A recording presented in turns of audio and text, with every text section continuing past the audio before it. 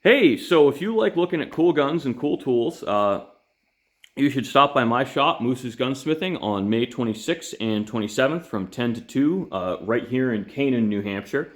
We'll have a link in the description and in my bio. But this is the shop. So this is a custom gunsmiths and gunmaker shop. So this is my woodworking and general gun repair side. And that's my machinery side.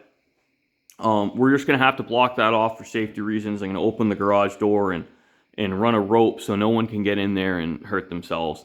There's a lot of sharp, heavy stuff on that side. And I got my torch in the back, so I really don't trust strangers around cutting torches. If you are familiar with cutting torches, you'll understand why. So just these are three of the guns that'll be out. That's a JP Sauer and Sohn side by side. I made a new stock for and I reblued the barrels. That's an old Weatherby Mark V left hand, German-made gun, fantastic rifle, very accurate. And that's my old 870 Express I restocked and reblued.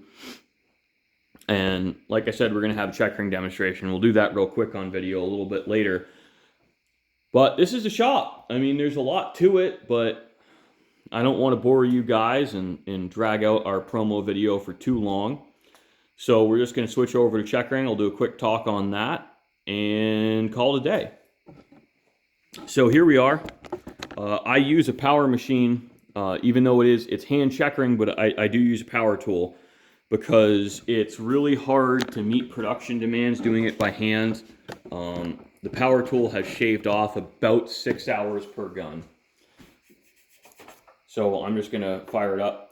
So this is a carbide wheel and this is your spacer. So I've set this to 22 lines to the inch and it's powered off my Fordham rotary tool. So the way it works is I hit the foot pedal and you pick up a line and you cut some checkering. It's a really nice tool. Now to deepen it, you go the other way. You go from left to right. What can happen if you go right to left is you'll double line the diamonds.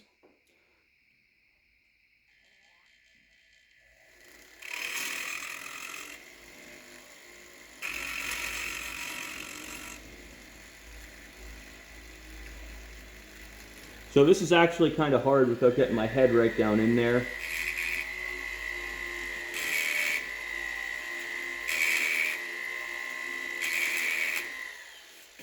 Now, so normally you pull with these because it's more controllable.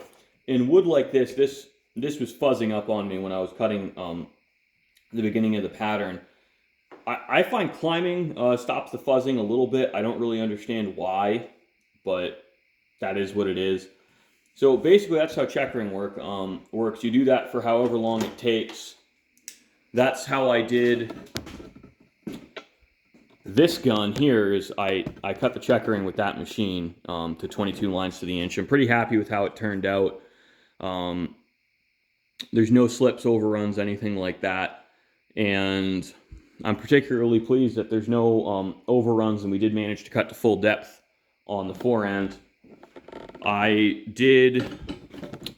also cut this stock with the power machine. It turned out pretty well. You'll be able to see it in person, but this is a really beautiful piece of black walnut. I really like the figure. It's not quite finished. It needs another couple of coats to really bring out the gloss, but you know, when you look at it in the light, there's a lot of depth of figure to it, and it actually looks a lot better in person. The downside to black walnut is the figure in it doesn't pop as well as it does in like Claro or English. So most of the stocks I do are in Claro walnut. Claro walnut, I think I do 2-to-1 to English walnut, and English walnut I do 2-to-1 to black walnut. English walnut's my personal favorite. It's hard. It does checkering really well. I know a lot of people like Bastogne walnut, which is a hybrid of English and Claro, but you know, different strokes for different folks. I just really like the coloring on this English walnut. It doesn't have a lot of grain to it, but it's got a lot of good color to it.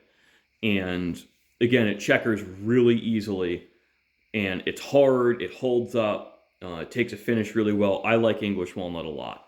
But a lot of people prefer the figure you can get for the same price in Claro, or prefer the Claro coloration, and there's really nothing wrong with either of them. I just have my preferences as a stock maker.